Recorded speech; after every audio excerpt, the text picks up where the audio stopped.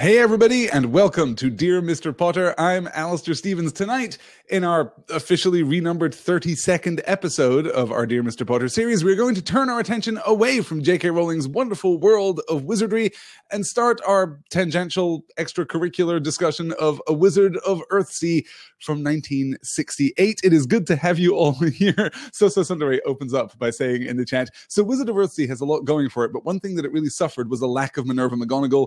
Agreed, emphatically agreed, in fact. I don't know of many books that can't be improved by the addition of Minerva McGonagall, but hey, sometimes we just have to play the hand we're dealt. Sometimes we just have to admit that we live in an imperfect world and go on as best we can. A Wizard of Earthsea is, despite its lack of Minerva McGonagall, I think a knockout book. This is one of my favorite books. This is one of the earliest fantasy novels, fantasy series that I just fell in love with. And it's a book that I return to every few years. Every few years I get a burning desire to visit once more the vast and sprawling archipelago of Earthsea. I will admit that usually when I'm rereading this series, I reread the first book and then sometimes the second book, and that's pretty much it. But hey, that's not nothing. This first book, I think, is one of the most focused and intentional and, well, perfect fantasy novels that you are ever likely to read. I can't wait to discuss it. Ursula K Le Guin was born in 1929 throughout a remarkable career beginning in the 1960s. She defined and redefined modern fantasy, modern science fiction, modern young adult storytelling with progressive and sophisticated perspectives on, among many other things, the natural world and identity, particularly with regard to ethnicity and society and sexuality. Admittedly, not so much sexuality in this book, but in some of her other works, that's certainly true. And, of course, religion and faith. In 2016, the New York Times described her as, quote, America's greatest living science fiction writer. She, in a response that was almost intended to warm my heart, demurred, saying that she would simply rather be known as, quote, an American novelist. She started writing at the age of 11, sending a story to the Astounding Science Fiction magazine, though it was rejected. She wrote 5 novels throughout the 1950s, all of which, too, were rejected. Rejected for being too sophisticated, too progressive, too inaccessible. In January of 1964, she published a short story called The Word of Unbinding in Fantastic Magazine. An excellent title for a magazine. And then in April of 1964, just 3 months later, Fantastic published another story by Le Guin called The Rule of Names. And these 2 short stories together created the framework for what would become one of Le Guin's most beloved fictional creations, The World of Earthsea.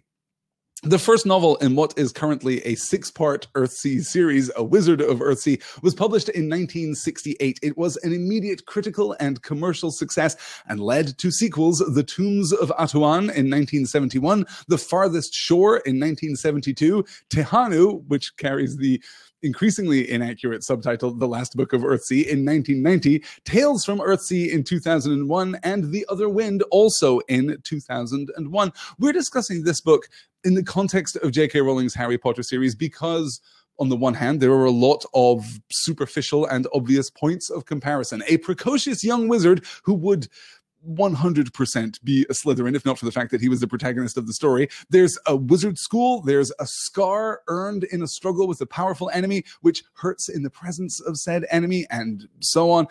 We're discussing this book because of those superficial similarities and because Le Guin's novel is formative in both modern fantasy and modern YA literature. It is fair in some sense to say that there wouldn't be a Harry Potter, or at least that Harry Potter would be very different if not for the existence of A Wizard of Earthsea, besides the fact that Rowling did not read A Wizard of Earthsea prior to writing Harry Potter. In 2005, in an interview with The Guardian newspaper in the UK, Ursula K Le Guin credited Rowling with giving, quote, the whole fantasy field a boost, but noted somewhat sadly, quote, I didn't feel that she ripped me off, as some people did, though she could have been more gracious about her predecessors. My incredulity was at the critics who found her first book wonderfully original. She had many virtues, but originality isn't one of them. That hurt. And this, I think, speaks to a broader point that we see all the time in genre fiction, that we see all the time, particularly with regard to fantasy and YA fiction, which is as soon as a particular work breaks free of its genre, as soon as a particular work gains enough critical and commercial attention to kind of break into the mainstream, it is heralded as though it came from nowhere. J.K. Rowling's books, of course, were overnight successes, despite the fact that they weren't even overnight successes for J.K. Rowling herself. They certainly didn't emerge from nowhere. They didn't emerge ex nihilo. They came from a very rich and storied fantasy tradition, a rich and storied YA tradition. We've talked about some of that in the context of Dear Mr. Potter before, talking about the boarding school tradition that has informed much of what J.K. Rowling does, and of course, the fantasy tradition too. So over the course of the next 5 weeks, we're going to move through A Wizard of Earthsea. We're going to break down the story as we break down all stories, but also we're going to look at the ways in which Le Guin opened up a space for Rowling 25 years later, as well as illustrating her own take on many of the tropes and conventions and themes of YA fantasy storytelling. I should also note, for those of you who listen to other Point North Media podcasts, that Ursula K Le Guin was a huge fan and advocate for J.R.R. Tolkien, and often cites him as a direct inspiration for her work, as well as a major influence on all of modern fantasy, of course. I am going to try in the course of the next 5 sessions to keep the Tolkien talk to a minimum, but it is sure to slip in here and there. In fact, our very first slide tonight is going to be a little Tolkien-y. If you're interested in J.R.R. Tolkien, of course, check out my podcast There and Back Again, where I spent the better part of the year going through The Hobbit, The Fellowship of the Ring, and the first few chapters of The Two Towers. We're going to wrap up right before the Christmas break with the end of Book 3, covering basically the first half of The Lord of the Rings. So that's going to be a natural breaking point. So if you're interested in Tolkien, if you're interested in fantasy beyond the wonderful wizarding world of Harry Potter, then check out There and Back Again from pointnorthmedia.com. Before we get into our discussion of the book itself, we're covering the first 2 chapters tonight, but before we get into that, I want to kind of prime our discussion. I want to prime our discussion first with regard to the world building, and then with regard to the themes that we're going to discuss through the course of the book itself. Ursula Le Guin's world building is simply extraordinary. She manages to give that illusion of depth for which J.R.R. Tolkien is so rightly famous. There is a sense right from the very beginning of this book that we are in an established world, with a rich and developed and compelling and authentic history. That sense of place, that sense of culture and of society is rich and is immediate in this book. And this is taken, I have a quote here from Ursula Le Guin, taken from a letter she wrote entitled Plausibility in Fantasy. This is a response to one of her readers in which she discusses the work of Professor Tolkien. She writes, "For example, Tolkien's references to places, people, events, often of long ago, that are not a part of the immediate story. These give the reader a conviction of the reality of the immediate scene because it is shown to be part of a much greater landscape, a long history, a whole world of which it is only a glimpse. This is a strong technique for making an imagined world plausible. This is a technique which one can imitate, performing it in one's own way." That, I think, gives us a foundational understanding of what it is that Le Guin is trying to do, is seeking to do, and is ultimately successful in accomplishing with regard to the world building of Earthsea. It never feels as though the first page, the first chapter, the first act of this story is in any way an introduction to this world. And of course, mechanically, it isn't. As I said, she published 2 short stories in this world before writing A Wizard of Earthsea. But even those stories feel rich. They, as Tolkien's work often does, they represent and present to the reader a history of this imagined world, though it is an imagined world that is much less immediately tied to the concepts and the conventions of Western fantasy than either Tolkien or the work of J.K. Rowling.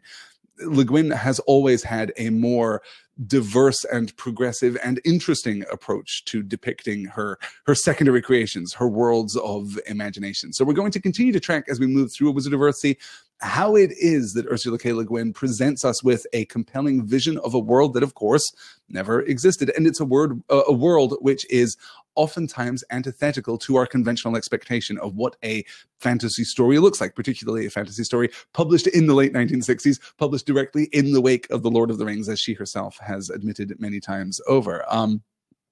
Nicole says, I'd love to hear your thoughts on the Ghibli film adaptation of Tales of Earthsea.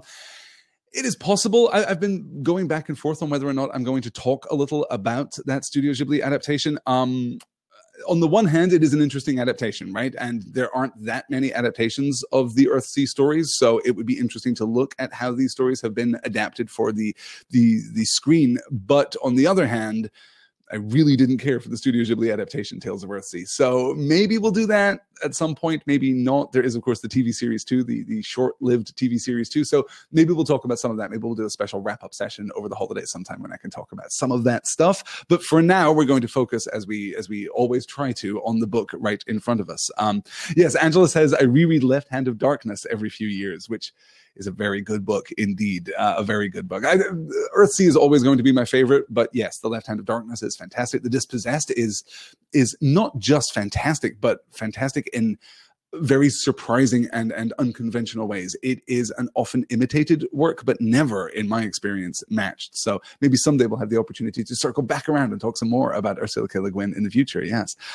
C-Star says, I read that this book was unusual for its time in having the wizard be the central protagonist instead of a side character like Gandalf, I guess. Yes.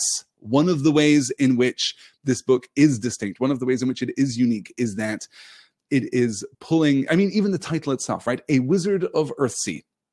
That article is fascinating because even in the frame of Tolkien's work, which again is the direct antecedent of Le Guin's work, even in Tolkien's work, the wizards are a big deal. They are very few in number. There are 5 wizards in Tolkien's world, only 3 of whom appear in the Lord of the Rings at all.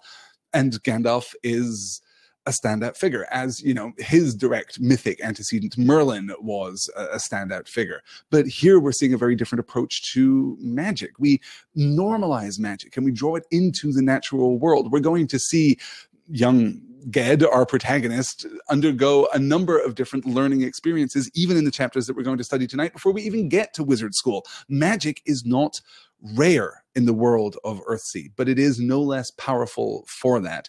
That is fascinating. So we're going to talk specifically about that as we go in. Yes. Good. So Sundare says, so since you don't like the movie, how about a fan cast of the cast of Black Sails in an Earthsea show? That sounds like a crossover question, Aaron, and I know how certain people feel about that. That's an in-joke for those of us who listen to the Sailor Business podcast with Chris Sims and Jordan D. White, where crossover questions are completely forbidden in the discourse. But yes.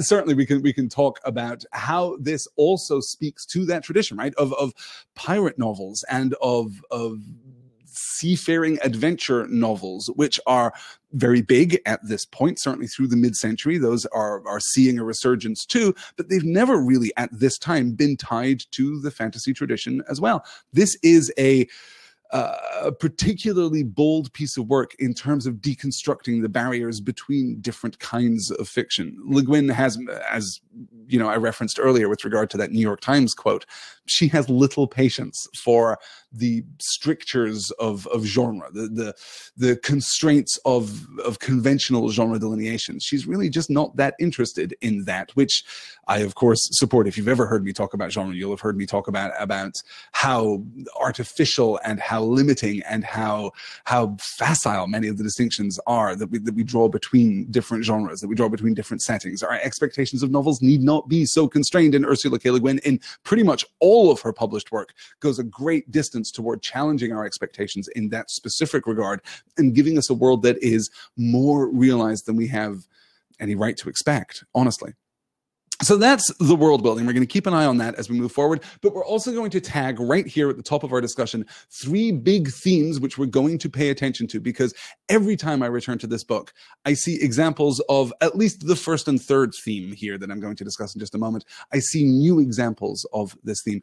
Perhaps the most interesting literary theme that we're going to discuss in the course of A Wizard of Earthsea is the interaction between light and shadow. Light is everywhere, shadow is everywhere. This is going to be one of our big focal conflicts for the book as a whole, for the series as a whole, ultimately, but within the frame of this novel. It is going to be a very powerful core thematic conflict, but it's also represented, gosh, just everywhere. We're going to see numerous examples in the first 2 chapters of the interplay of light and shadow, not usually light and dark. There were only a couple of instances in the first book where I can think of direct conflicts between light and dark. The reason that we play off of light and shadow is, of course, that the existence of a shadow implies certainly, but necessitates the existence of a light. Light and dark are antithetical. Light and shadow are coexistent, are synergistic in that way. So we're definitely going to pay a lot of attention to light and shadow as we move through this book. We're also going to pay a lot of attention to power and balance,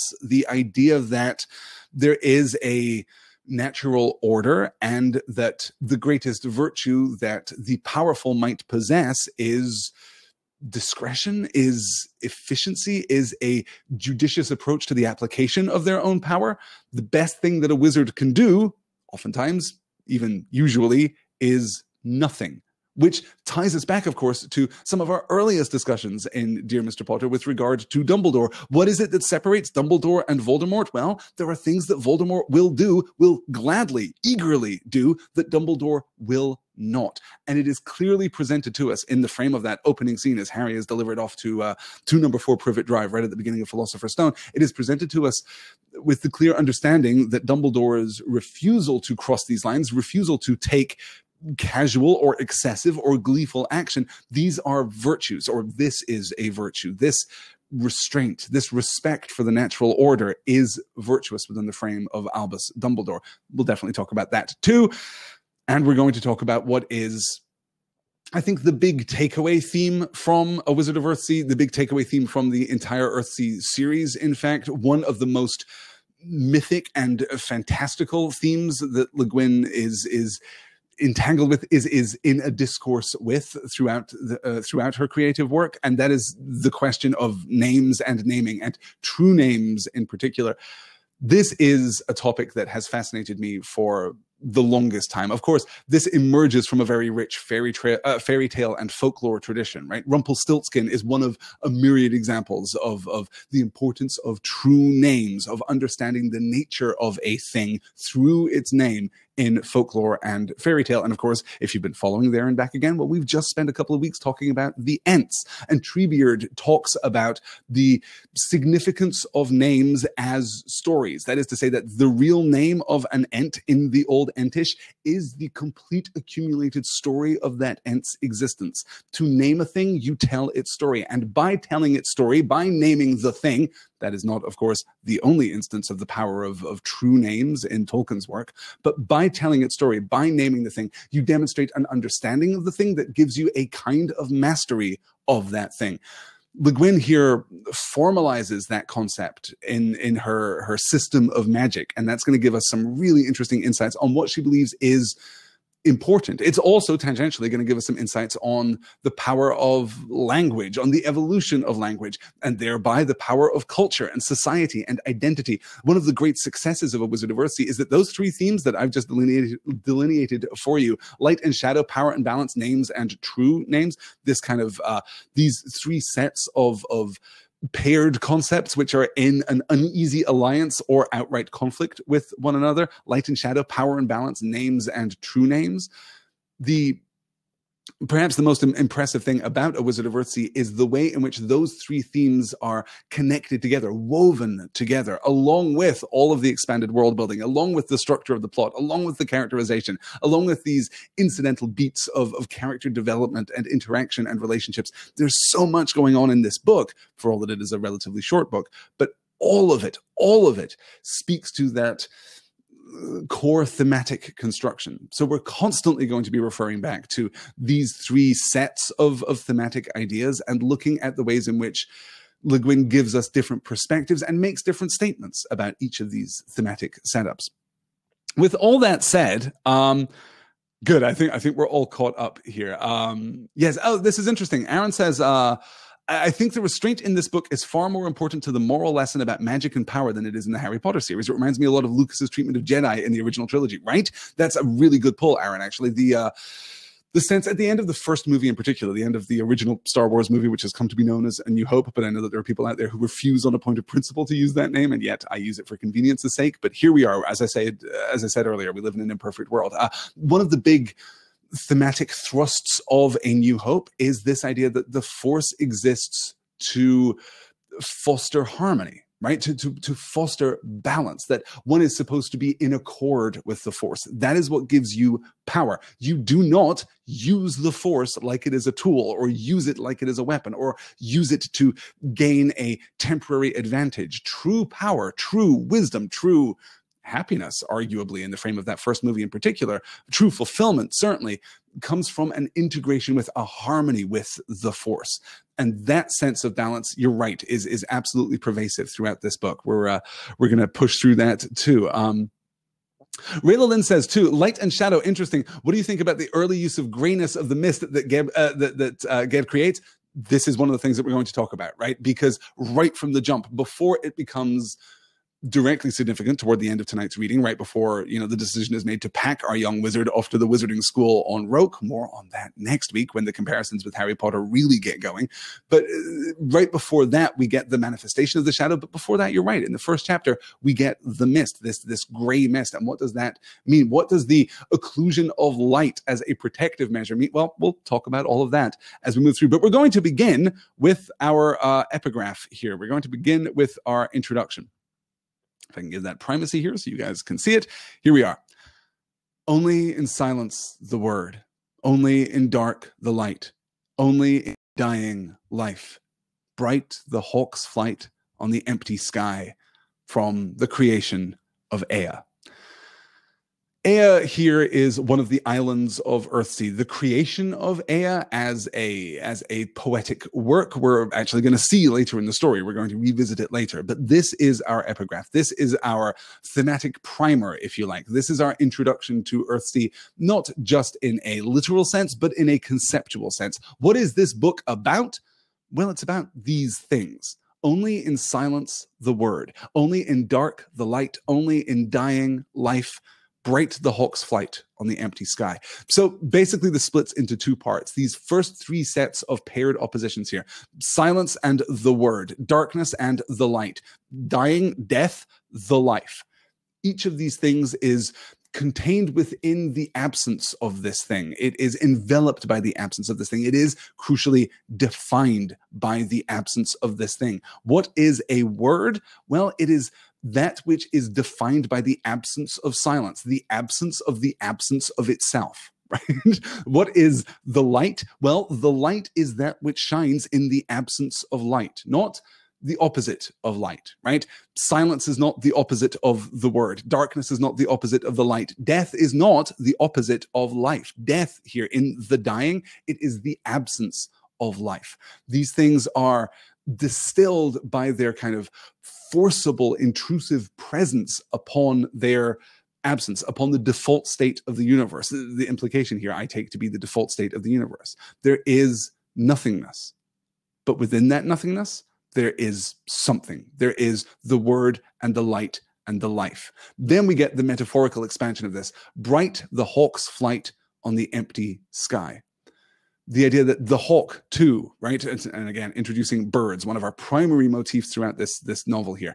The hawk itself is an unexceptional thing, except that it is defined by the absence of hawk, by the absence of anything, right? And we get these reflected ideas of these three primary truths, these three primary presences, the word, the light, the life. We get these things all, in a sense, embodied in the hawk's flight on the empty sky. The empty sky is the continuing absence. There is nothing there.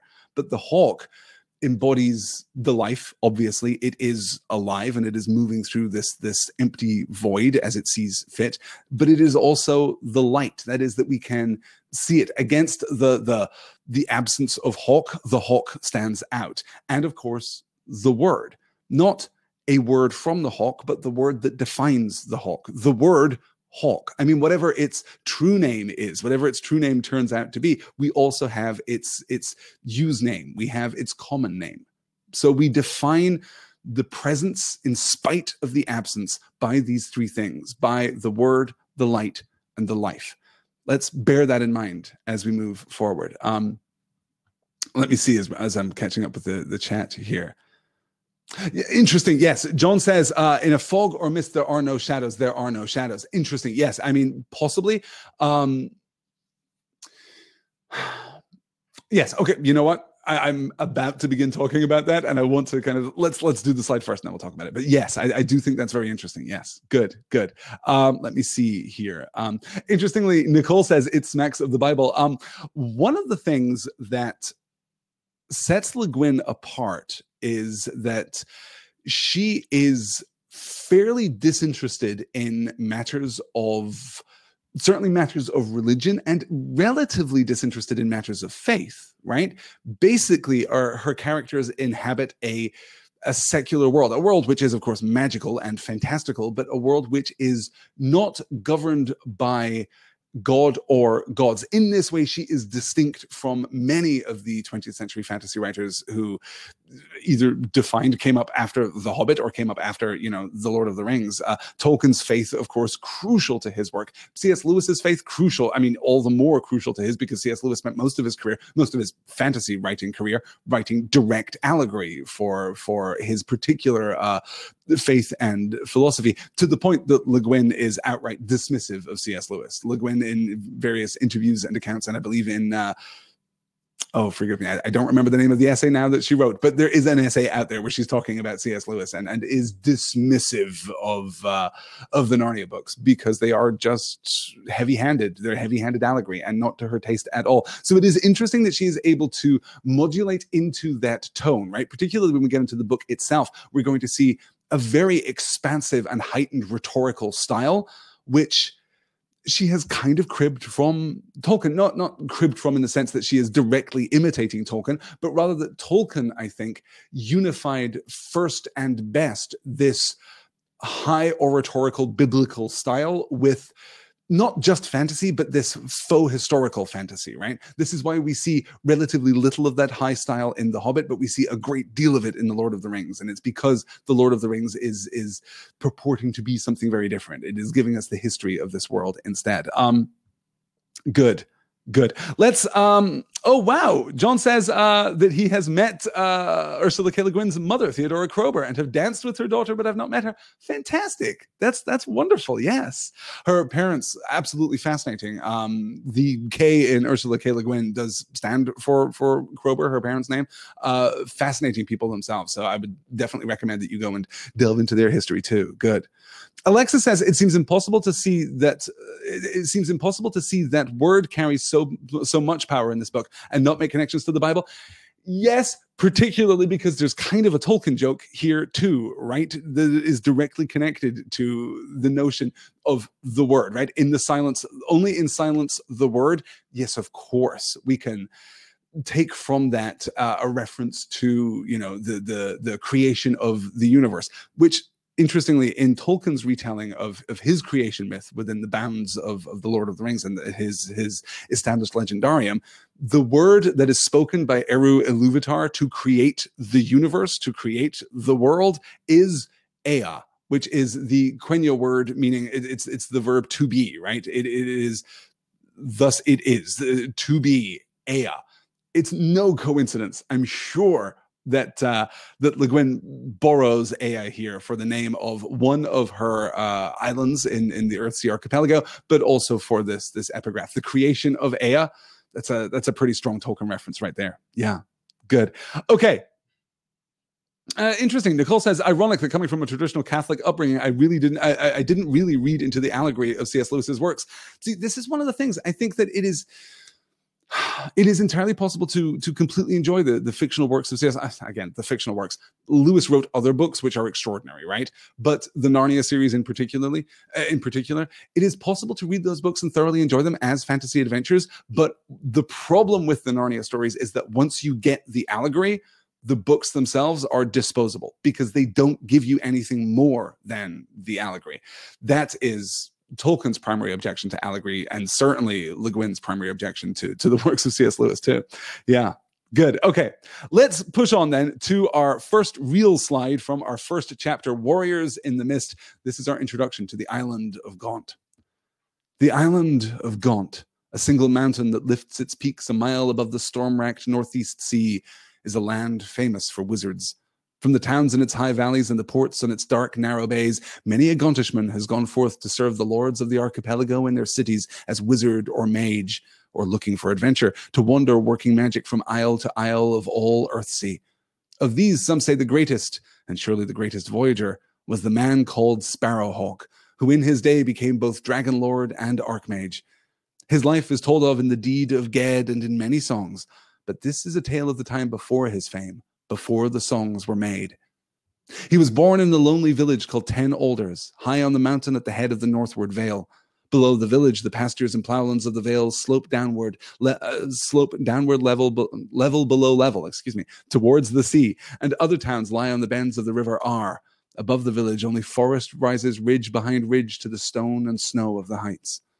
The name he bore as a child, Dooney, was given him by his mother, and that and his life were all she could give him, for she died before he was a year old.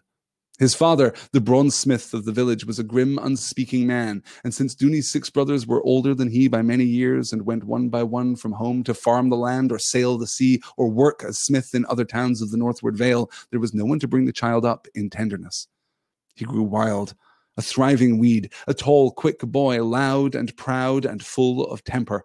With the few other children of the village, he herded goats on the steep meadows above the river springs, and when he was strong enough to push and pull the long bellows sleeves, his father made him work as smith's boy at a high cost in blows and whippings. There was not much work to be got out of Dooney. He was always off and away, roaming deep in the forest, swimming in the pools of the river Ar that, like all Gontish rivers, runs very quick and cold, or climbing by cliff and scarp to the heights above the forest, from which he could see the sea, that broad northern ocean where past Perigal no islands are. Yes, Angela's calling out here, the man called Sparrowhawk, already hinting / marking him as legend. This is what we're doing throughout this opening piece, right? The island of Gaunt is famous for its wizards, of course. I'm telling you this, but there's also the understanding that you know this. There's also the understanding that this is not a fictional realm. We're not beginning with an account that is alien, in a distant world far away, in a galaxy far, far away. This place exists. No, this is something that you know or knew of. And yet I'm going to explain it to you from your privileged perspective. So the island of Gaunt, a single mountain that lifts its peak above a mile above the storm-racked Northeast Sea, is a land famous for wizards, okay? So then we talk about the wizards. It's famous for wizards. Lots of them are there. They go out to serve the lords of the archipelago in their cities as wizard or mage or looking for adventure, to wander working magic from isle to isle of all Earthsea, of the entire world of Earthsea, right? This is our, and again, Earthsea is not, strictly speaking, the world in Le Guin's creation, but throughout this book, it may as well be, right? It is bounded here on all sides. So all Earthsea. Of these, some say the greatest, and surely the greatest voyager was the man called Sparrowhawk, who in his day became both Dragon Lord and Archmage. His life is told of in the deed of Ged and in many songs, but this is a tale of the time before his fame, before the songs were made. So we are acknowledging the reality, the kind of textual reality of Ged's legend, of Sparrowhawk's legend, but this is not those stories. By implication, you know those stories. You've heard of those stories. This is different. Before his fame, before the songs were made.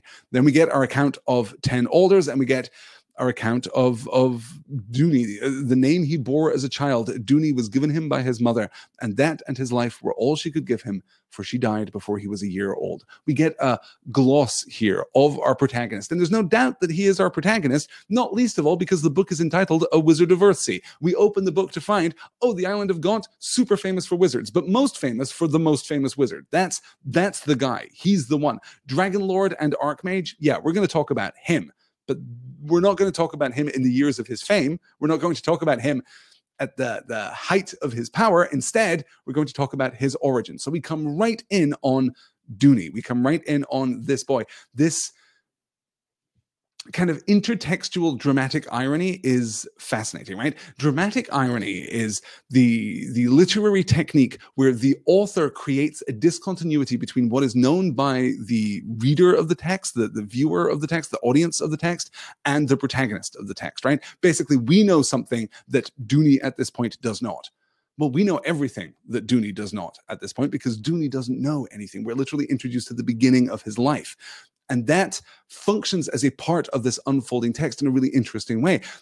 A Wizard of Earthsea is, throughout the length of its run, I think, engaged in a kind of active intertextuality. It is engaged in an ongoing conversation, an ongoing discourse about itself. It is always mindful of the story that it is telling. It is mindful of this story's place among all the stories, but not just in the sense of the real world, right? Not just in the sense that, yes, this is a book that you bought from Barnes & Noble in 1968, and you're going to, I don't even know if Barnes & Noble was around in 1968, but in any case, you bought this from your local independent bookstore in 1968, and you're reading it, and it exists in the real world. Yes, but much like the work of J.R.R. Tolkien, this is also a text within the world. So we're going to continue to open up spaces of speculation regarding that kind of intertextuality. We'll discuss that more as we move on. Yeah.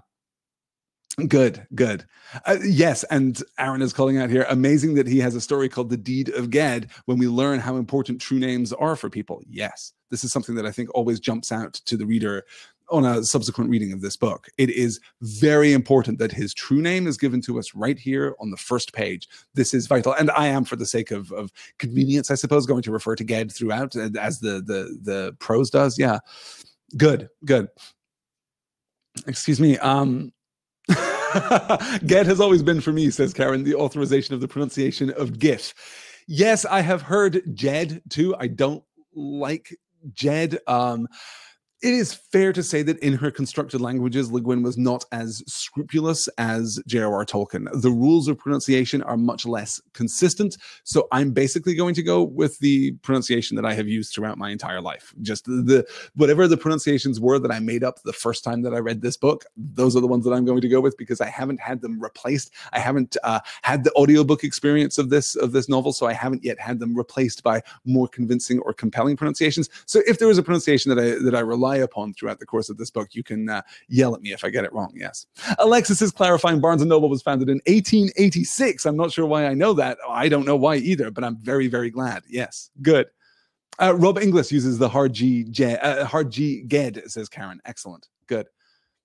Aaron says, I can't hear it as Jed. Jed is a nice fella that is a wizard with barbecue sauce, not shape-shifting. Good. Excellent. Seastar says, a farm boy who becomes a famous hero. How old is that trope? Though in this case, his heroism was driven by his own choices, not destiny. Well, it's interesting that you make that distinction, Seastar. Well, okay, let's make this an open question. To what degree are Ged's eventual successes and failures, to what degree is Ged's life the product of his own choices rather than a sense of destiny? I mean, I think the capability that he possesses with magic is possibly an element of his destiny. We'll talk about that as we go forward. And Nikki is saying, well, it definitely beats Pug from the Rift War saga.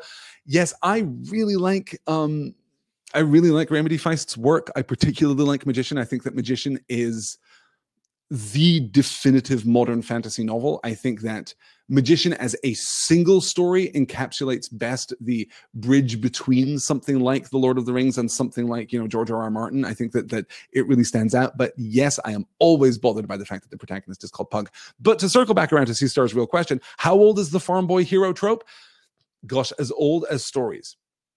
We can absolutely find examples of the farm boy hero trope going back through fairy tale literature in the 16th and 17th centuries. We can find it in Elizabethan literature in the 15th century, 16th centuries. We can find it back in medieval literature. We can find it back in, of course, ancient Greek literature. We find it everywhere. Basically, the oldest kind of story is the hero who does not know that he is a hero yet. But by dint of his birth or by dint of his exceptionalism, he arises. And in a sense, of course, Harry Potter too is that kind of farm boy hero. The big twist with Harry Potter, the thing that separates Harry Potter from much more conventional stories of this type is that everyone knows that Harry is exceptional.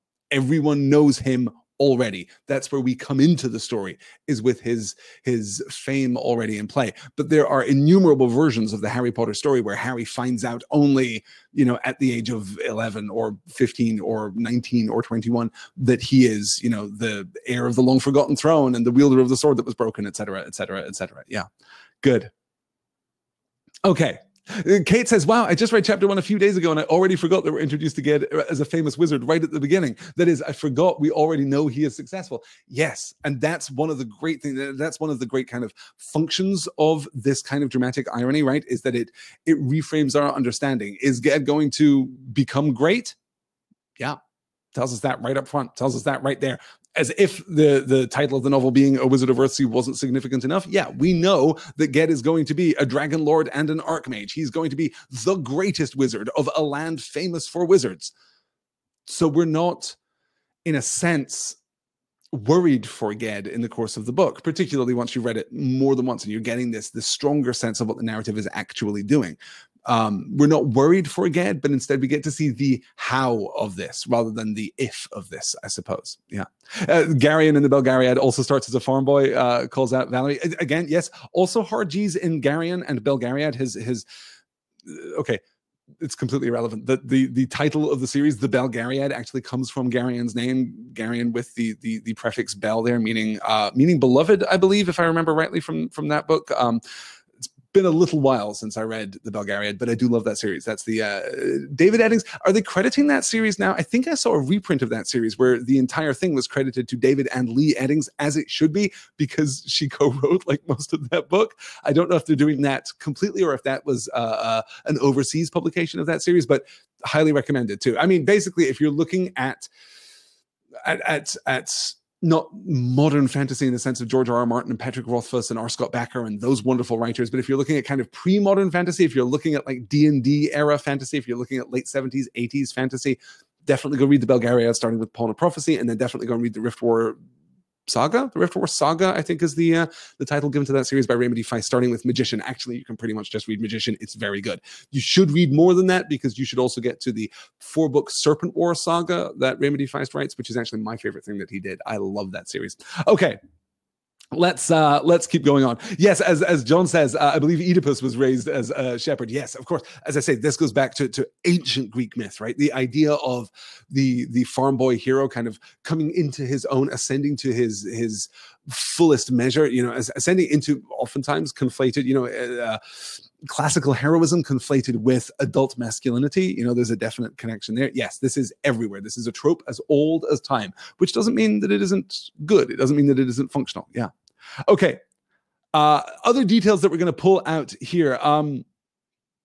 There are a couple of interesting little suggestions here that give us a sense of the world beyond what we're literally told here. So we get below the village, the pastures and plowlands of the vale slope downward level below level toward the sea, and other towns lie on the bends of the river are. Above the village, only forest rises ridge above ridge to the stone and snow of the heights. So we know that 10 Alders is the highest village on this mountain that thrusts upward out of the sea. We know that we're dealing with a lot of islands because we get the lords of the archipelago, right? So we're already being introduced to the notion that this is a land of islands, and if you're dealing with islands, verticality becomes very important because what separates land from the sea in an archipelago is that verticality. So we're already coming into that lifts its peak a mile above the storm-racked northeast sea, lifts its peak a mile above. This is beautifully poetic language, but we're getting immediately that sense of verticality. And then when we return to our account of 10 Alders there in the second paragraph, we're stressing that verticality too.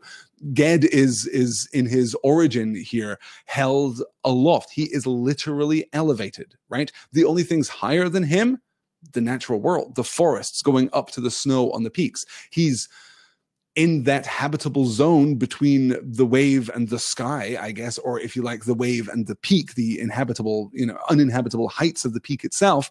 But he is in the habitable zone, but he's on the fringes of the habitable zone. He is above all other things on this island. Then the name he bore as a child, that introduces us, albeit obliquely, to the notion of names. We've already got 3 names for this guy right here on the first page. Sparrowhawk, Ged, Dooney. Again, Dooney, don't know. I've heard some people pronouncing it Dunny, but I think that is a fairly impolite lavatorial word in Australia, so I tended to avoid that as a child, so hence Dooney there. It was given to him by his mother, and that and his life were all she could give him, for she died before he was 6 years old. His father, the bronzesmith of the village. The bronzesmith is interesting here. This is a moment of absolute specificity from Ursula K Le Guin. Not the blacksmith, not the ironsmith, but the bronzesmith, which tells us a little about the technological state of the world at this point. Bronze smithing is, earlier than more developed forms of blacksmithing. We're getting very simple and elemental and technologically primitive kinds of metalworking here, which speaks to our understanding of this kind of community. Then we're told that the children are shepherds out in the pastures, which again kind of reinforces this idea of this is fairly low fantasy considering that we've already had the introduction of wizards by the bushelful from the land of Gaunt. Yeah. Dooney, says Angela. Angela's saying that the audiobooks say Dooney. Yes, I can see that. I can see that too. Yeah. Dooney. Yes. Okay. Yeah. Good. Good. Oh, and Aaron makes a great point of comparison here. The use of Bronzesmith was a masterstroke. Took me immediately to understand the level of tech to be that of the Homeric era. Perfect, right? Not least of all because, hey, we're dealing with islands. We're dealing with an archipelago. We're dealing with, there's little in this book that is going to call to mind explicitly Odysseus, for example, right? But there are some things. And invoking those things early and powerfully in the book allows us to kind of tap into that mythic potential. I must accelerate my pace because, wow, we're not getting through this at all. Let's push onward to take a look at the first use of a true name. A sister of his dead mother lived in the village. She had done what was needful for him as a baby, but she had business of her own, and once he could look after himself at all, she paid no more heed to him. But one day when the boy was 7 years old, untaught and knowing nothing of the arts and powers that are in the world, he heard his aunt crying out words to a goat which had jumped up onto the thatch of a hut and would not come down, but it came jumping when she cried a certain rhyme to it. Next day, herding the long-haired goats on the meadows of High Fall, Dooney shouted to them the words he had heard, not knowing their use or meaning or what kinds of words they were. No fear, Smalkman, He'll can Merthan. He yelled the rhyme aloud, and the goats came to him. They came very quickly, all of them together, not making any sound. They looked at him out of the dark slot in their yellow eyes. Dooney laughed and shouted it out again, the rhyme that gave him power over the goats. They came closer, crowding and pushing around him. All at once he felt afraid of their thick, ridged horns and their strange eyes and their strange silence. He tried to get free of them and to run away. The goats ran with him, keeping in a knot around him, and so they came charging down into the village at last, all the goats going huddled together as if a rope were pulled tight round them, and the boy in the midst of them weeping and bellowing. Villagers ran from their houses to swear at the goats and laugh at the boy. Among them came the boy's aunt, who did not laugh. She said a word to the goats, and the beasts began to bleat and browse and wander, freed from the spell. "Come with me," she said to Dooney. We've talked a lot moving through the episodes of Dear Mr. Potter about the nature of magic in the world of Harry Potter and exactly how it is that magic can be understood. What is it that leads to the casting of a spell? Is it the word? Is it the gesture? Is it the wand? Is it the will? What is it that makes magic happen? Well, here, Ursula Le Guin gives us an absolutely categorical example of the use of magic, and she breaks down what it is that he is doing here. Next day, herding the long-haired goats in the meadows of Highfall, Dooney shouted to them the words he had heard, not knowing their use or meaning or what kind of words they were. This is coming after the one day when the boy was 7 years old, untaught and knowing nothing of the arts and powers that are in the world.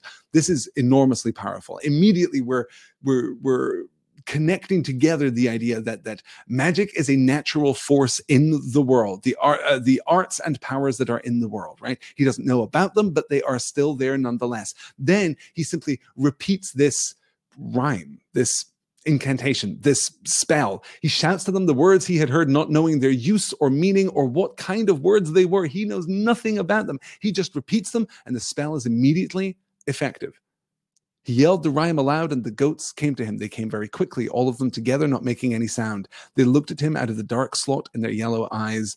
Dooney laughed and shouted it out again, the rhyme that gave him power over the goats. So he already understands what this is, and reveling in his newfound power, he repeats it. That's yes. Goat's eyes really creep me out, says Nikki in the chat. I completely agree. Yes, good. Goat's yes. A lot of weird goat eyes. Yes, good.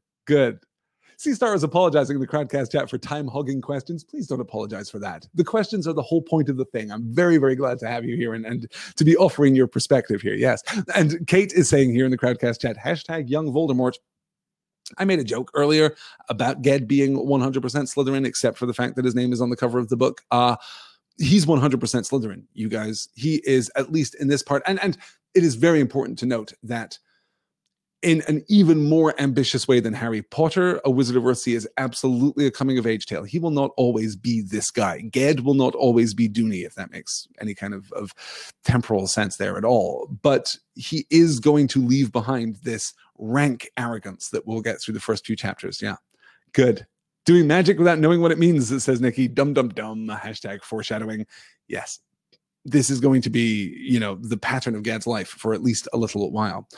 So he goes with his aunt, the witch of the village, and this is our first exchange. The witch said to him, "You will not ever tell that word to the other children if I teach it to you. I promise." She smiled at his ready ignorance. "Well and good, but I will bind your promise. Your tongue will be stilled until I choose to unbind it, and even then, though you can speak, you will not be able to speak the word I teach you where another person can hear it. We must keep the secrets of our craft." "Good," said the boy, for he had no wish to tell the secret to his playmates, liking to know and do what they knew not and could not. He sat still while his aunt bound back her uncombed hair and knotted the belt of her dress, and again sat cross-legged, throwing handfuls of leaves into the fire pit, so that a smoke spread and filled the darkness of the hut. She began to sing. Her voice changed sometimes to low or high, as if another voice sang through her, and the singing went on, until the boy did not know if he waked or slept, and all the while the witch's old black dog that never barked sat by him with eyes red from the smoke. Then the witch spoke to Dooney in a tongue he did not understand, and made him say with her certain rhymes and words until the enchantment came on him and held him still. "Speak," she said to test the spell. The boy could not speak, but he laughed.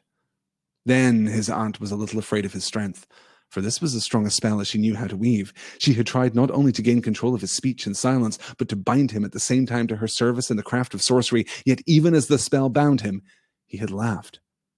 She said nothing. She threw clear water on the fire till the smoke cleared away, and gave the boy water to drink. And when the air was clear, he could speak again. She taught him the true name of the falcon, to which the falcon must come. This was Dooney's first step on the way he was to follow all his life, the way of magery, the way that led him at last to hunt a shadow over land and sea to the lightless coasts of Death's kingdom. But in his first steps along the way, it seemed a broad, bright road. Well, doesn't it always? Doesn't it always seem a broad, bright road when you are too ignorant to know the fullest extent of the journey before you? The play on his ignorance here, she smiled at his ready ignorance, his willingness to enter into this thing without any sense of the dimensionality of it, and yet his luck, strength, power, exceptionalism. What is it that separates Ged from other people? What is it that makes him so powerful? What is it that makes him resist the full measure of the spell cast by his aunt here? Well, more on that later when we have more wizards to talk about, I guess. Yeah.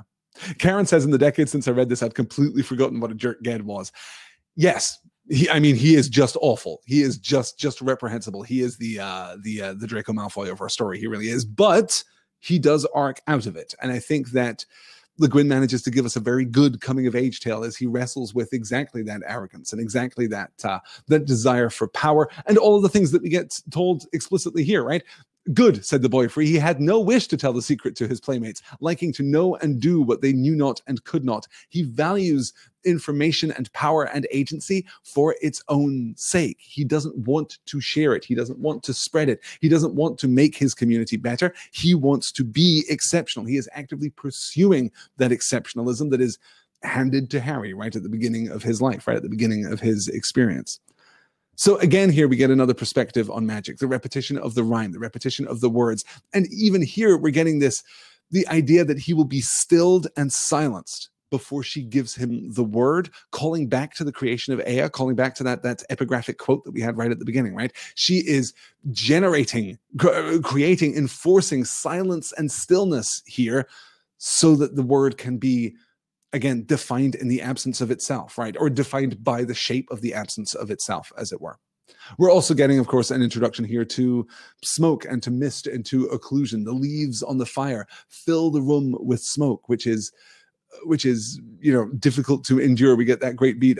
While the witch's old black dog that never barked sat by him with eyes red from the smoke. The inhumanity, the unnatural state of this dog, giving us a clue that the things are not right here. Yes. Good. Excellent catching up there. That's fine. All right. Let's keep pushing onward here. When he found that the wild falcons stooped down to him from the wind when he summoned them by name, lighting with the thunder of wings on his wrist like the hunting birds of a prince, then he hungered to know more such names, and came to his aunt begging to learn the name of the sparrowhawk and the osprey and the eagle. To earn the words of power, he did all that the witch asked of him, and learned of her all that she taught, though not all of it was pleasant to do or know. There is a saying on Gaunt, weak as woman's magic, and there is another saying, wicked as woman's magic. Now the Witch of 10 Alders was no black sorceress, nor did she ever meddle with the high arts or traffic with the old powers. But being an ignorant woman among ignorant folk, she often used her crafts to foolish and dubious ends. She knew nothing of the balance and the pattern which the true wizard knows and serves, and which keeps him from using his spells unless real need demands. She had a spell for every circumstance, and was forever weaving charms. Much of her lore was mere rubbish and humbug, nor did she know the true spells from the false. She knew many curses, and was better at causing sickness, perhaps, than at curing it. Like any village witch, she could brew up a love potion, but there were other, uglier brews she made to serve men's jealousy and hate. Such practices, however, she kept from her young prentice, and as far as she was able, she taught him honest craft. At first, all his pleasure in the art magic was childlike, the power it gave him over bird and beast and the knowledge of these. And indeed the pleasure stayed with him all his life. Seeing him in the high pastures, often with a bird of prey about him, the other children called him Sparrowhawk. And so he came by the name that he kept in later life as his use name, when his true name was not known. So we're giving more information now about the nature of power itself, introducing the balance and the pattern which the true wizard knows and serves, and which keep him from using his spells unless real need demands, Magic is not a thing for indulgence. Magic is not a thing for carelessness. Magic is to be used in the service of the balance and the pattern. Therefore, the best thing that a wizard can do under most circumstances is not use magic. But here we have the witch, an ignorant woman among ignorant folk. We're getting the idea here, even as in that last slide, she was mocking Ged, and he's so ignorant that he didn't even notice, but she was mocking him for his ignorance. And now the narrator is giving us a perspective on her. The Witch of 10 Alders is no black sorceress, nor did she ever meddle with the high arts or traffic with the old powers. So there is a greater magic than her magic, and she doesn't mess with it, right? And we draw that direct connection. She was no black sorceress, nor did she ever meddle with the high arts or traffic with the old powers. So meddling with the high arts and trafficking with the old powers, those are not necessarily the behaviors of a black sorceress. That's why we separate those two things with that crucial nor. She was no black sorceress, on the one hand. That is a fact. It is also true that she did not meddle with the high arts or traffic with the old powers. These three things are true of her. But being an ignorant woman among ignorant folk, she often used her crafts to foolish and dubious ends. What are the foolish and dubious ends? Well, they are trivial ends. Without the knowledge of the balance and the pattern, she had a spell for every circumstance and was forever weaving charms. The casting of magic itself here is presented as questionable, not morally questionable, perhaps, in the sense that it will innately corrupt, but it is wrong. It does not serve the balance. She is meddling. She is intruding upon something which is greater than she is, stronger than she is, and she is doing it for selfish reasons, as Ged too does it for selfish reasons. At first, all his pleasure in the art magic was childlike, the power it gave him over bird and beast and the knowledge of these. Okay, let's parse this more carefully. At first, in the beginning, all of the pleasure that he got from the casting of magic was the power that it gave him over bird and beast. This is dominion, right? I can make you do what I want. This is amazing. This gives him pleasure. This is probably not okay. And indeed, we're told that pleasure stayed with him for all his life. Oh, the Dragon Lord, the Archmage, the greatest wizard to ever whiz on Gaunt? Yes, this guy is always going to take pleasure from the dominion over other things, from the ability to command through the use of magic those other creatures in the world around him. And then we pivot away from that. Seeing him in the high pastures, often with a bird of prey about him, the other children called him Sparrowhawk. So this is his use name. This is the name that he is going to use throughout his life when his true name cannot or ought not to be given. And it's no coincidence that his use name is actually the name of a thing which he has time and time again sought to trivially dominate for no real reason. There's nothing compelling him here. He is indulging his desire for power over the Sparrowhawk, but Sparrowhawk becomes his name. There is a sense in which Ged, the true name, the true person here, the true personality here, is in a in a kind of conflict of identity with Sparrowhawk, right? He has taken on the name of the thing. He, the Dominator, has taken on the name of the thing which has been given, good Lord, struggling to parse this sentence properly, to construct it with anything approaching elegance. Ged, the Dominator, has been given the name of the thing which he himself dominates. He is therefore, even in his own identity, reduced in some sense. Like the Sparrowhawk as a symbol, as a motif, is a powerful one, but we're introduced to Sparrowhawks right here in this chapter, in this passage, excuse me. He hungered to know more such names and came to his aunt begging to learn the name of the Sparrowhawk and the Osprey and the Eagle. Why? Because he wants to dominate them. He's delighting in their obedience to him. So there's a tension right from the jump between Ged's two names and his actual presence here. Yeah. What with all the praise for Le Guin, I expected a subversion of the old Gontish sayings about women's magic, but I haven't seen it yet. Not many female characters and fewer good ones, says Kate. True. Of A Wizard of Earthsea, things really take a turn when we get to the second book, The Tombs of Atuan, and much later in the series, she actually deliberately addresses this. One of the reasons that Le Guin returns to Earthsea as a series is that she wants to actively kind of repudiate this idea.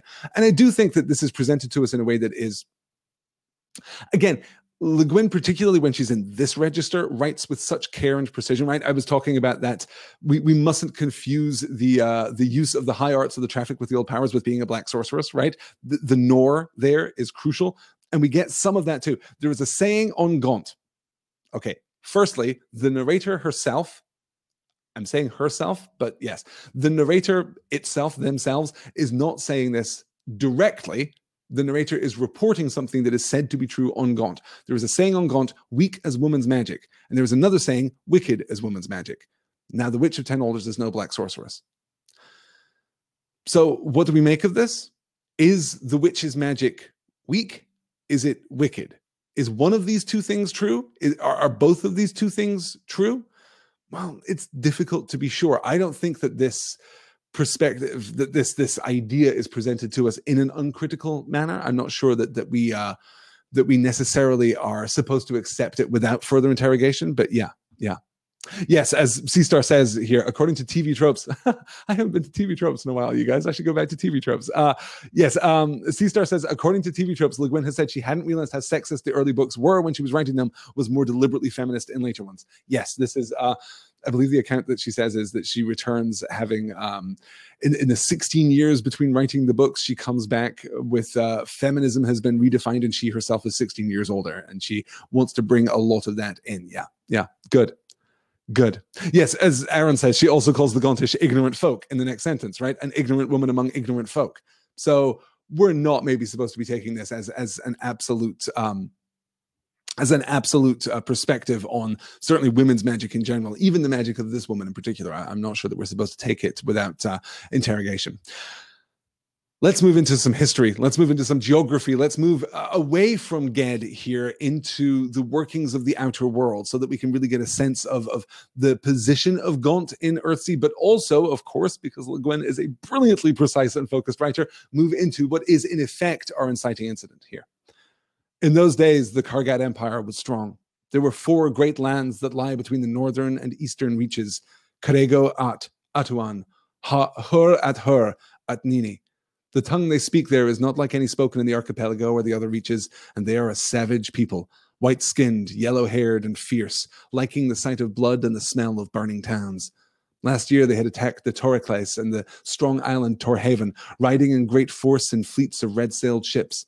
News of this came north to Gaunt, but the lords of Gaunt were busy with their piracy and paid small heed to the woes of other lands. Then Spavey fell to the Kargs and was looted and laid waste, its people taken as slaves, so that even now it is an isle of ruins. In lust of conquest, the Karg sailed next to Gaunt, coming in a host, 30 great longships to East Port. They fought through that town, took it, burned it, leaving their ships under guard at the mouth of the River Ar. They went up the vale, wrecking and looting, slaughtering cattle and men. As they went, they split into bands, and each of these bands plundered where it chose. Fugitives brought warning to the villages of the heights. Soon the people of 10 Alders saw smoke darken the eastern sky, and that night those who climbed the high fall looked down on the vale all hazed and red-streaked with fires, where fields ready for harvest had been set ablaze. and orchards burned, the fruit roasting on the blazing boughs, and barns and farmhouses smoldered in ruin. And their piracy is less savage than the Karg's invasion, says Seastar. Yes, I've always been curious about that, the Lords of Gaunt and their piracy, right? Are we talking about actual piracy? Are we talking about, the corruption of the Lords of Gaunt? It's an interesting intrusion here, but certainly it does open up a kind of moral relativism here between Gaunt and the Kargad Empire. This is eagle eye view here. This is the highest perspective that we're going to get on the movement of this story. And look at how we're presenting our place in time and our place in understanding of these events. In those days, the Kargad Empire was strong. Okay, we don't get an introduction to the Kargad Empire. So presumably the reader of this text is supposed to know something about the Kargad Empire. But in those days, just so you know, it was strong, presumably in opposition to where it is now from the point of view of this narrative.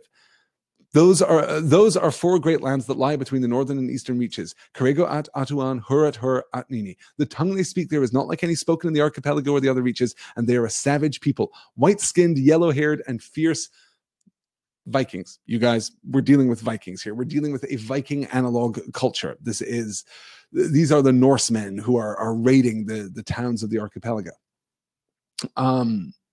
What was the other thing that I wanted to say here? Yes.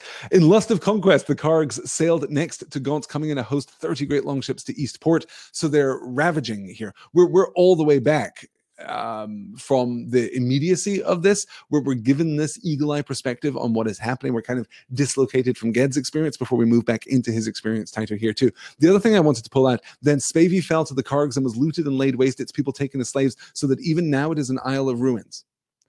When we say even now, we don't mean, I think, even as the Kargs attack Gaunt, right? That's not what we're talking about. Even now, from the perspective of whoever is reading this text, hundreds of years later, long after the life of Ged anyway, long after the composition of the Deed of Ged, the story of Sparrowhawk, like long after this story has been told, long after the story has faded into history, this island is still an isle of ruins. It was completely destroyed by the coming of the Kargs.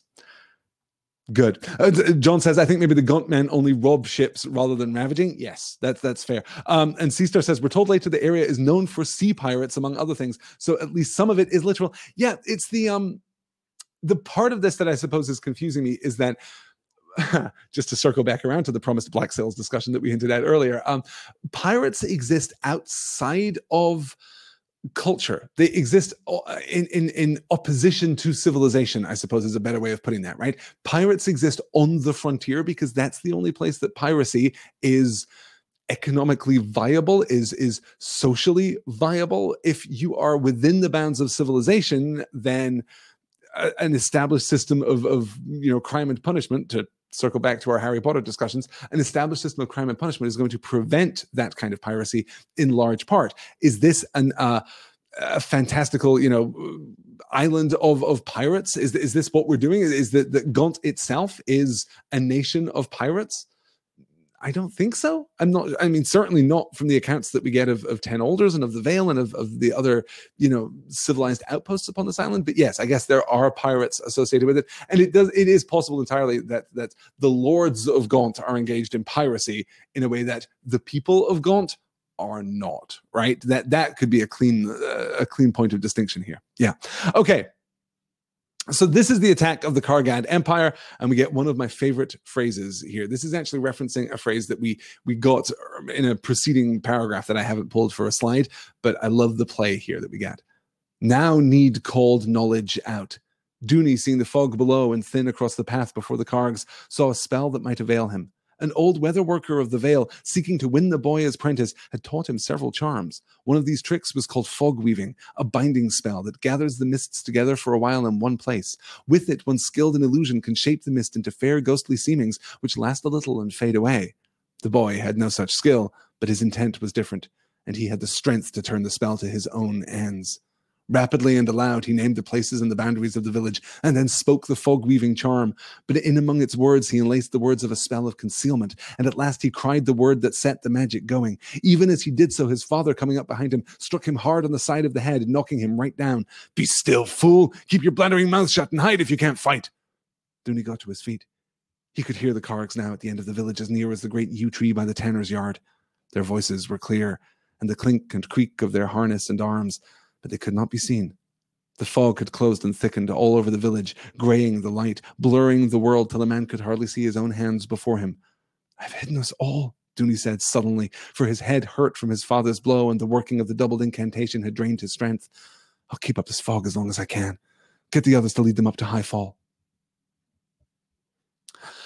So we get not just the use of magic to save the village, again, pretty conventional, pretty tropey, that's fine, but here we get another glimpse of Ged's outright power. Here he is able to take a simple charm that is taught to him. One of the tricks was called fog weaving, right? This is the charm that is taught to him, a binding spell that gathers the mists together for a while in one place.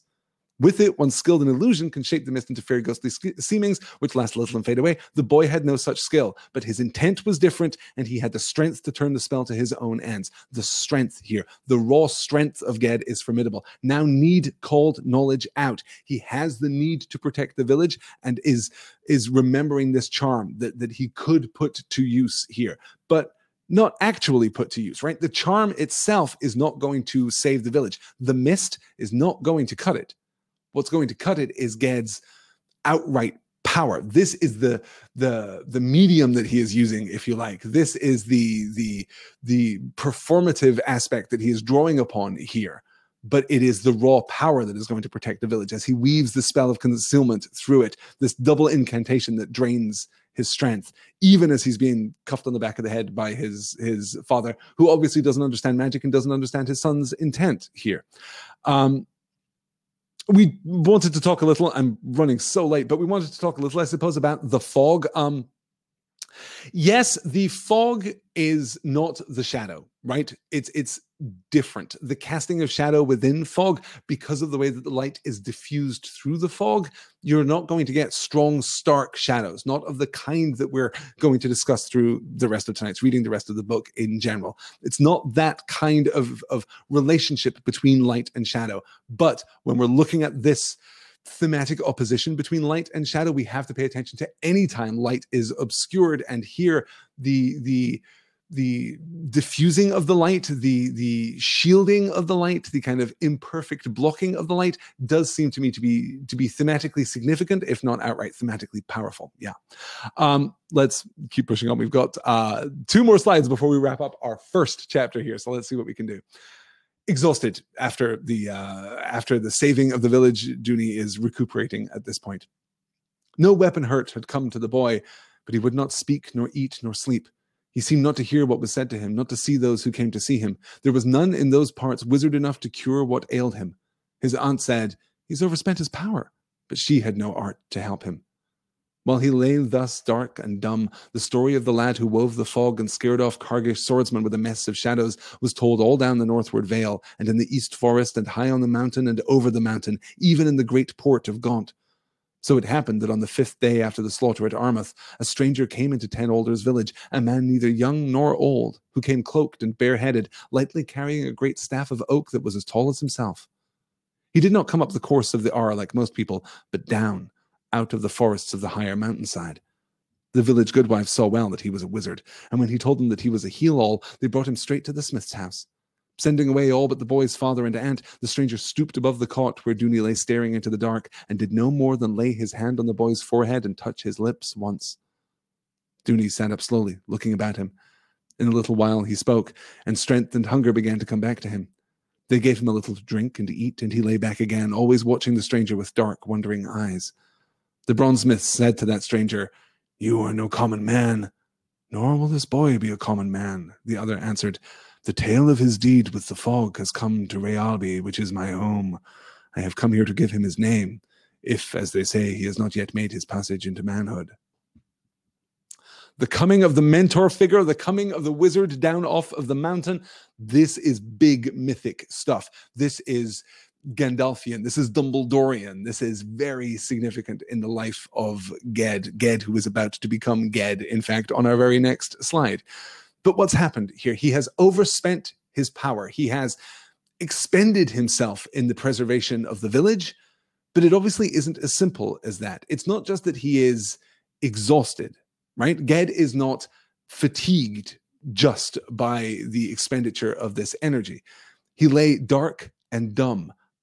There's no healing here coming to him except for the intrusion of the wizard. The story of the lad who wove the fog and scared off Cargill swordsmen with the massive shadows was told all down the northward vale and in the east forest and high on the mountain and over the mountain, even in the great port of Gaunt. So it happened on the 5th day after the slaughter at Armagh. So it's been a while. Time has passed, and now this mage, this wizard, has heard this story and come to see for himself this lad. The tale of his deed with the fog has come to Realby, which is my home.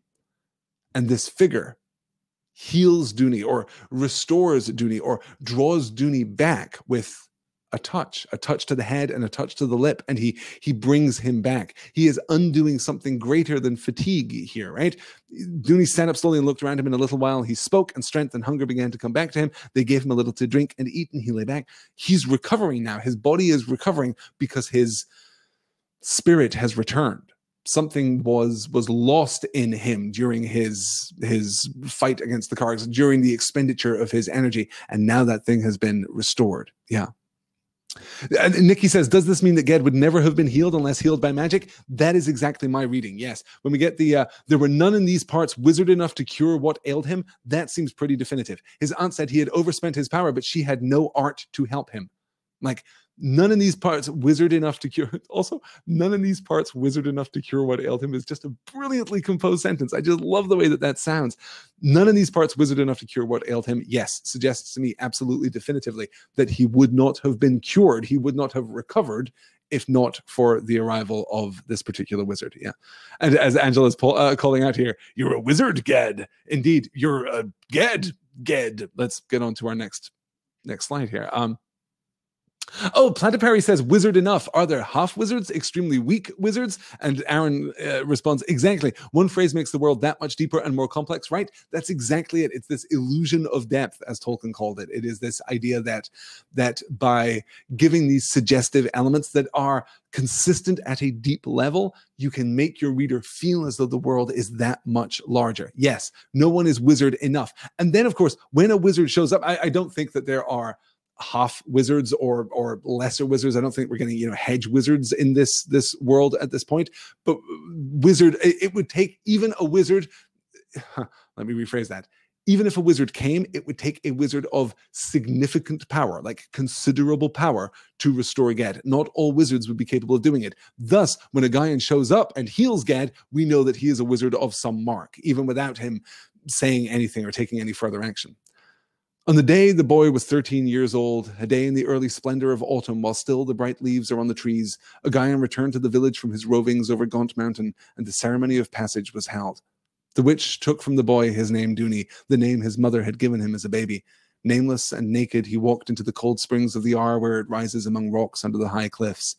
As he entered the water, clouds crossed the sun's face, and great shadows slid and mingled over the water of the pool about him. He crossed to the far bank, shuddering with cold, but walking slow and erect as he should through the icy living water.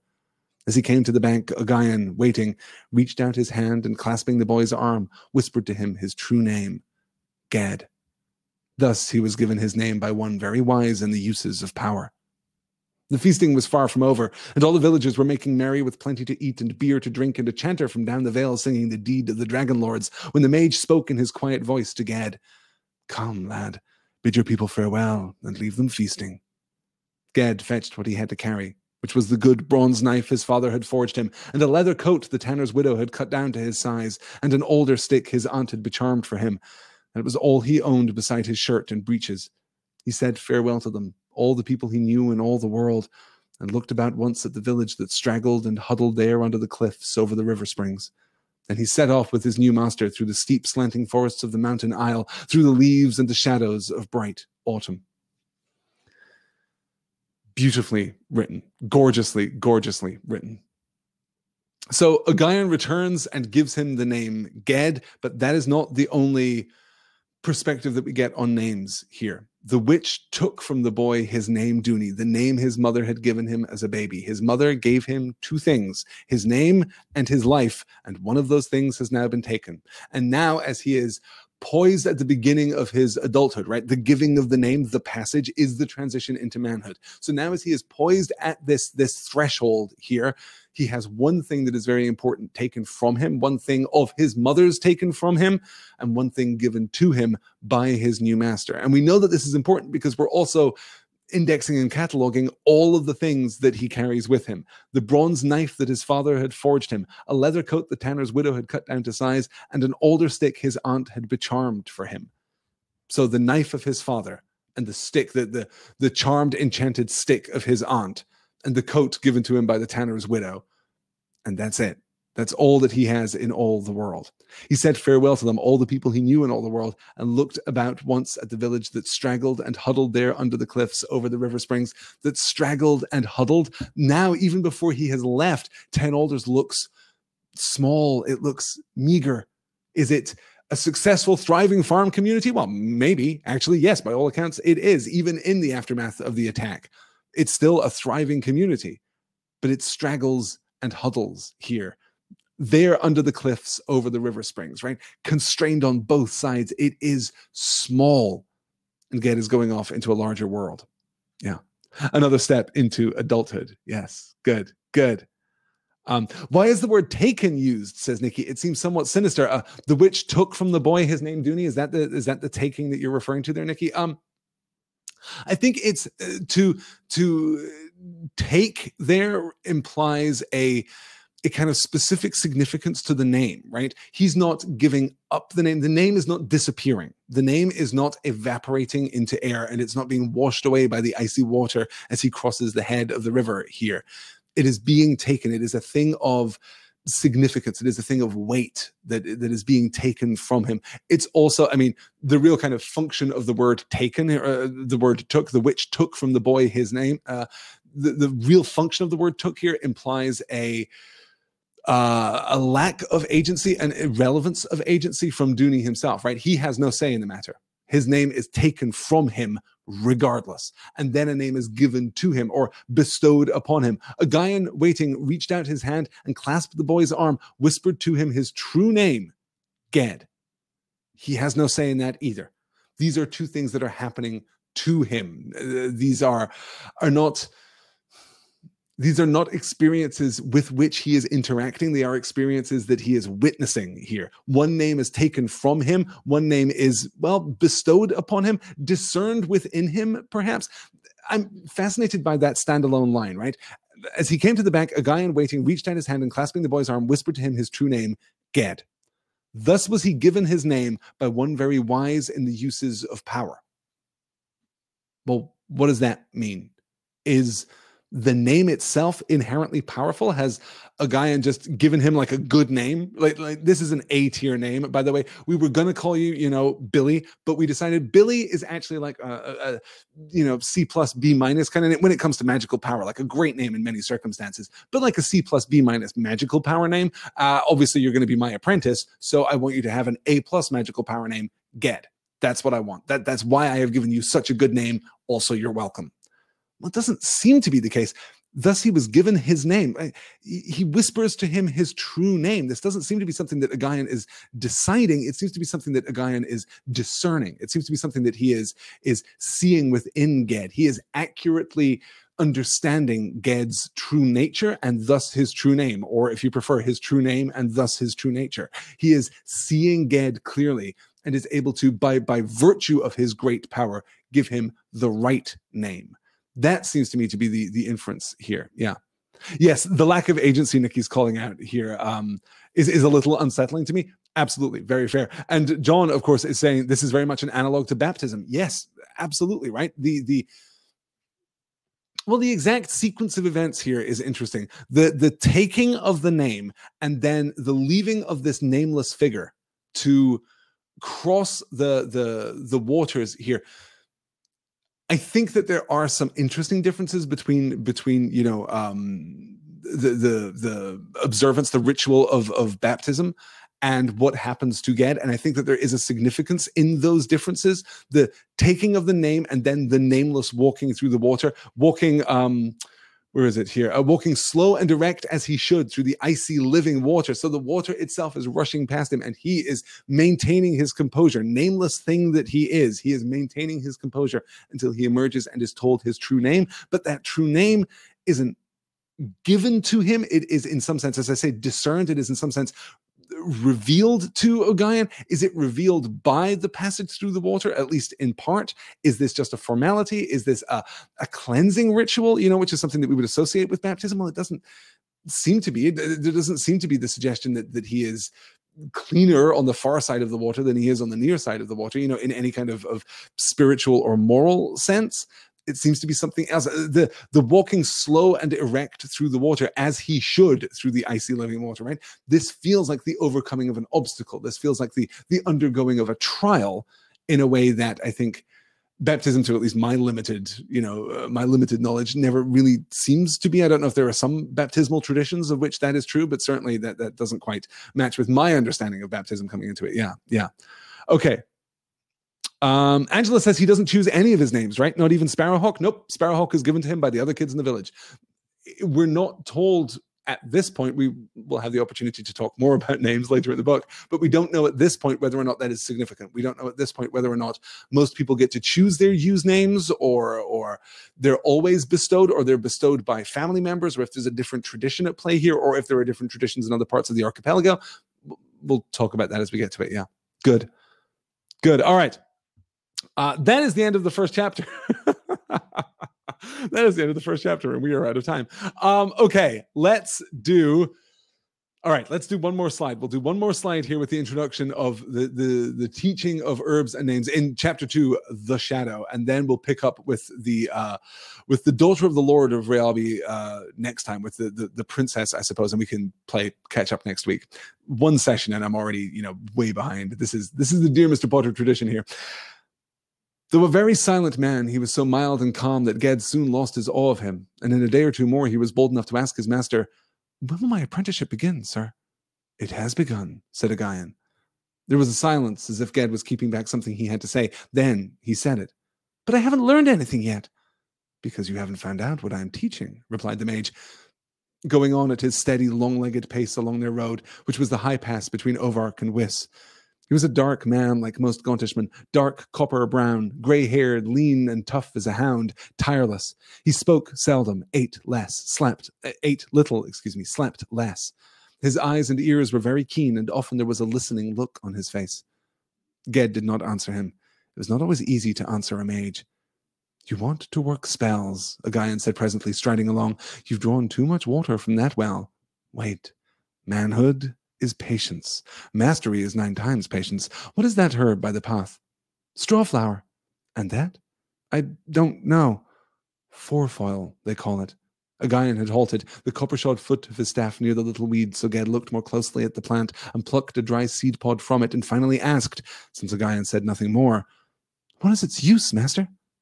"None that I know of." Ged kept the seed pod a while as they went on, then tossed it away.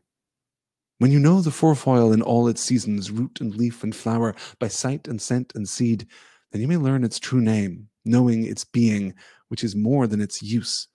What, after all, is the use of you, or of myself? Is Gaunt Mountain useful, or the open sea?" Ogayan went on a half-mile or so, and said at last, "To hear, one must be silent." The introduction to the teachings here of Ogayan. Also, the introduction, or a returning introduction, a repeat performance, if you like, of Ged's impatience and his pride. He wants to learn. He wants to learn the magic. He wants to learn what it is that Ogayan has to teach him, but he doesn't actually want to learn what Ogayan has to teach him. He wants to learn what he wants to learn. He doesn't want to follow the instruction. He wants the power. "Because you haven't found out what I am teaching," replied the mage, going on at his steady, long-legged pace along the road. We should note here, this is completely incidental to the point that I think most readers, at least their first time through this book, miss out on it. But let's look at that description of Ogayan there. He was a dark man like most Gauntishmen, dark copper brown, grey-haired, lean and tough as a hound, tireless. The people of Gaunt, like most Gauntishmen, it says here, the people of Gaunt are not Caucasian. That's an incidental detail that has, as it should have, no bearing whatsoever on the rest of the story. However, because Ursula K Le Guin, even in 1968, is writing in a tradition that is absolutely that Western European, Teutonic inflected, Arthurian inflected kind of fantasy tradition, the Tolkienian fantasy tradition, we expect our fantasy heroes at least to be white. And they're not always, certainly not in the works of Ursula K Le Guin. It's just one of those details that I adore. I love the diversity of her works, even here in the first volume, which is, as has been noted, the least intentionally diverse of all of her works. So, you want to work spells, a guy said presently, striding along. You've drawn too much water from that well. Wait, manhood is patience. Mastery is 9 times patience. What is that herb by the path? So let's look at the way that he's conflating this. You've drawn too much water from that well. You don't have the power now for magic. Wait, you need patience. Manhood is patience. Mastery is 9 times patience. The placing of manhood,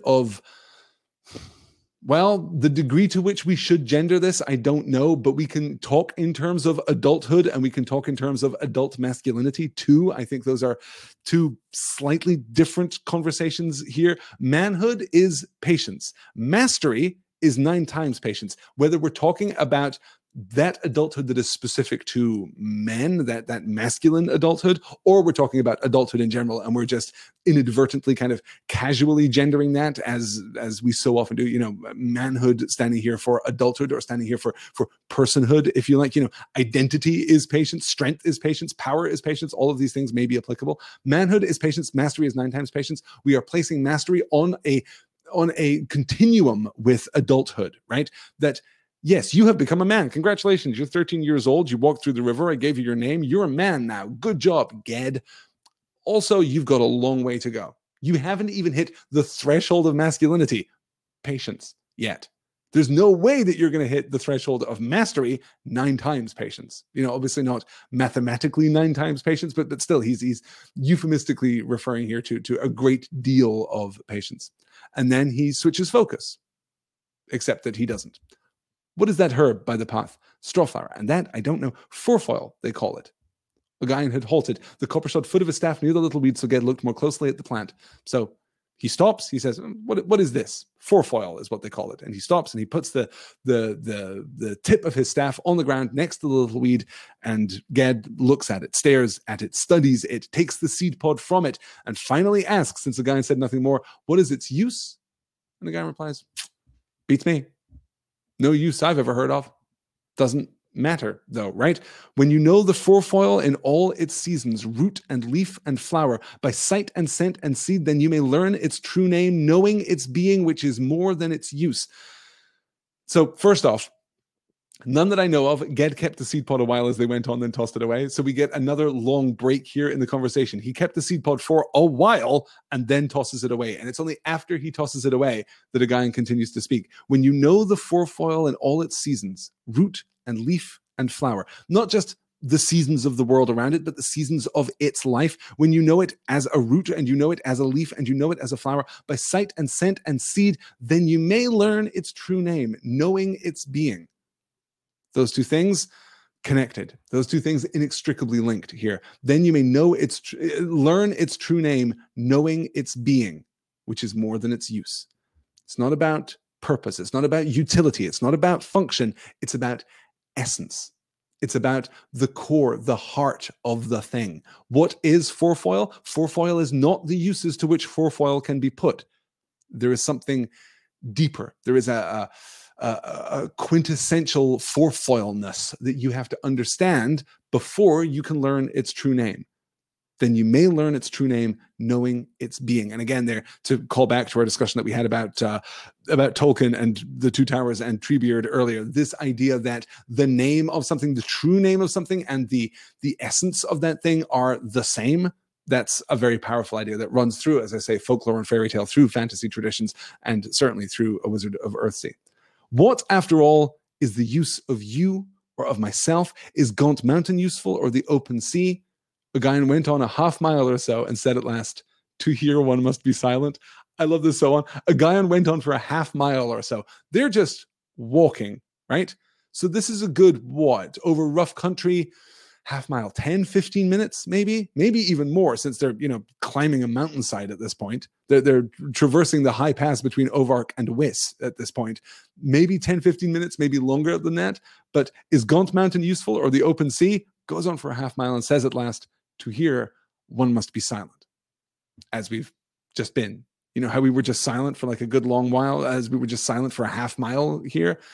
The space that is given to a Guyan calls back to that epigraph right at the beginning of the book.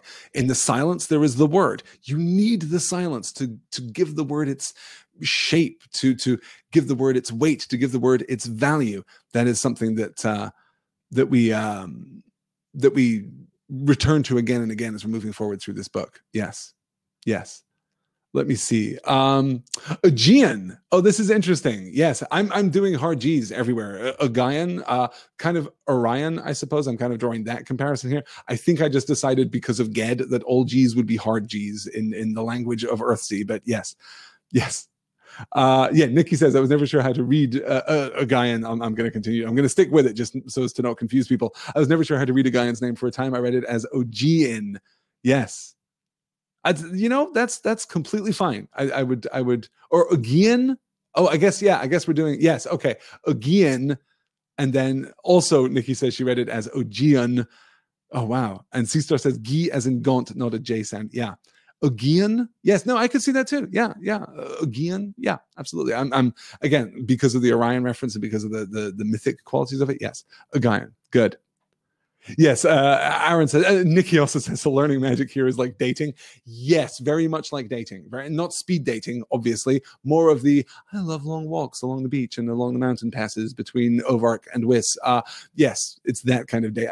I don't know if Ged had at any point like a Tinder app for this. I don't know if he swiped right on a Guyan at any point, but that does seem to be the kind of relationship that they're having. You're going to get really deep. You've got to really get to know someone before you can learn their true name and therefore command them. Wow, that took me in an unexpected direction that I'm not entirely happy with. But, we're going to talk about that as we move forward too. Good. All right, let's call it quits there. Our next slide is the meeting with the daughter of the Lord of Rayalbi and Ged getting in serious trouble trying to impress a girl because, hey, he's that kind of character, I guess. Thank you all so much for joining me. What I will do is show you... let me cancel this slide first, and I'll zap through just a few slides that I had left here. And then we will pick up with all of this with the rest of chapter 2 next week. And also next week, chapters 3 and 4, The School for Wizards and The Loosing of the Shadow, 10 p.m. Eastern, 9 p.m. Central, November 28th, 2017. Can you believe it's the end of November already? I hope that you all have a wonderful week. I hope that those of you who are in the U.S. will celebrate a joyous and felicitous Thanksgiving. I hope that your Thanksgiving is full of wonderful food and great companionship and happiness and joy and gratitude and all the things that a good Thanksgiving Day should be full of. I will return with you, as I say, next Tuesday. If you're curious about There and Back Again, if you're planning on joining me for this week's There and Back Again Tolkien session, that won't be on Thursday because of the aforementioned Thanksgiving. It will, in fact, be tomorrow night, 10 p.m. Eastern, 9 p.m. Central. I'm going to be discussing Chapter 6 of Book 3 of The Two Towers as we move in to meet Theoden King. I can't wait to talk about the Rohirrim a little bit. It's going to be a ton of fun. Guys, thank you so much for listening. Thank you so much for following with me here as we take this brief tangent away from Harry Potter and talk about other magical wizarding works. We'll be back next week to talk more about A Wizard of Earthsea. Until then, take care. Good night.